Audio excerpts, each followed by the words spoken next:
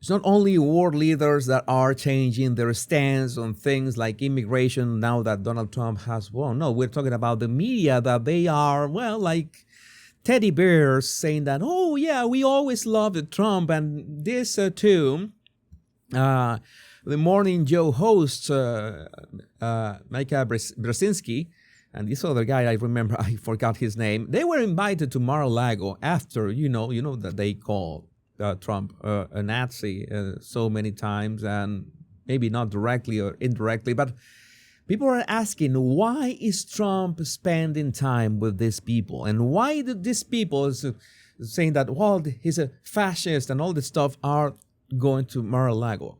We didn't see eye to eye on a lot of issues, and we told him so. What we did agree on was to restart communication. Yeah, because they want to, keep their jobs and keep their audience. This is the biggest conflict of interest, in which that they are not true journalists. That's why the mainstream media is literally dying. We are the media now. This is the media now. MSNBC's Morning Joe host revealed they visited Mar-a-Lago to talk with Donald Trump over the weekend.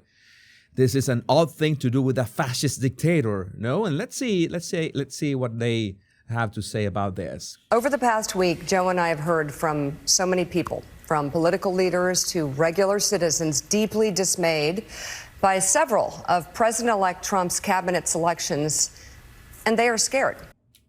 Okay, yeah, because, it seems that this time is for real. Like 2016 was a rehearse, was practicing, and this time the swamp draining is for real. Last Thursday, we expressed our own concerns on this broadcast and even said we would appreciate the opportunity to speak with the president-elect himself. On Friday, we were given the opportunity to do just that.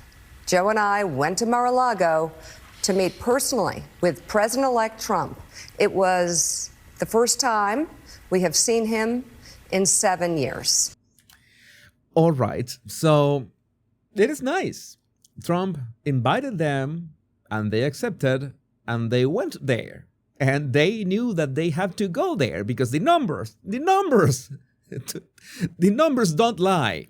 Your media is dying, and you have to do something. But at the same time, I would say that this is a nice gesture from Trump, in the sense that Trump knows, unironically, that, for example, when he said that Kamala's campaign was 20 million in the red, it will be nice, people helping her, has to be said, not mocking Kamala's campaign, not mocking these journals. He knows that only through unity he can make America great again. Okay, this is not the time for retaliation. This is not the time for any of this. This is why so many people are believing that he's gonna pardon Hunter Biden. We don't know how will that go, but this is a nice start. But this is a way to see what level of snakes are these. Now, we talked about a lot of issues, including abortion, mass deportation, threats of political retribution against political opponents, and media outlets. We talked about that a good. And the media outlets, very important. He left that at the end to make it seem like it was not important, but that was the most important topic for them. Good bit. And it's going to come as no surprise to anybody who watches this show, has watched it over the past year or over the past decade. We just make memes about your show. We don't really watch it. Just to be clear about that. That we didn't see eye to eye on a lot of issues, and we told him so. What we did agree on was to restart communications. My father often spoke with world leaders with whom he and the United States profoundly disagreed. Okay, I want to make a pause to just point out that this guy has, well, at some point, right now, not right now, but at some point had like that shit-eating grin. Okay, oh yeah, so such a hypocrite. It's something that you just cannot deny. They are trying to save their jobs, and it's fun to watch. It's like, It's like I think it was J.E. May, Duchess Marmalade, who said that yeah, it was like a cat playing with a mouse. And we told him so. What we did agree on was to restart communications. My father often spoke with world leaders with whom he and the United States profoundly disagreed. That's a task shared by reporters and commentators alike. We had not spoken to President Trump since March of 2020, other than a personal call Joe made to Trump on the morning after the attempt on his life in Butler, Pennsylvania. Okay, I want to show you. I want to move forward a bit quickly here, but I want to show you the way that 60 Minutes is presenting Trump's cabinet, and let's see if you can spot some kind of. Let's see if you can spot the pattern in here. It's very easy. It's very easy. Just pay attention. The nominees are Senator Marco Rubio for Secretary of State, Pete Hegseth. Well, Rubio went. It went well for Rubio. To lead the 3 million people of the Department of Defense. He's a combat veteran, most recently a morning show host on Fox News with no government experience. Okay, let's point that out because that is really important. Yeah, why don't we talk about the previous people on the job? I don't know. That would be interesting. Former Congressman Matt Gaetz for Attorney General, in charge of law enforcement. Gaetz has been investigated by Republicans for alleged drug use and sex with a minor. Gaetz denies those allegations. Okay, I would like to know, was there a trial or something? Why is it still in office? Maybe because the case was dismissed? I'm waiting for it. I'm waiting for it. I'm interested.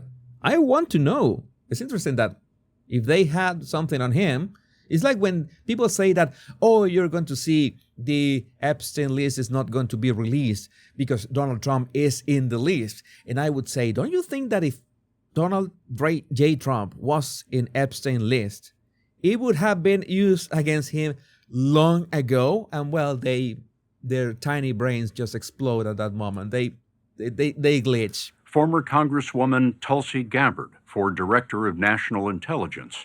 She sought a pardon for Edward Snowden, who leaked U.S. secrets and now lives in Russia. Okay, you're saying that like it's a bad thing. You remember what those secrets were about, right, Paul? You remember that? And Robert Kennedy Jr. for Secretary of Health and Human Services. This is going to be good. A skeptic of vaccinations.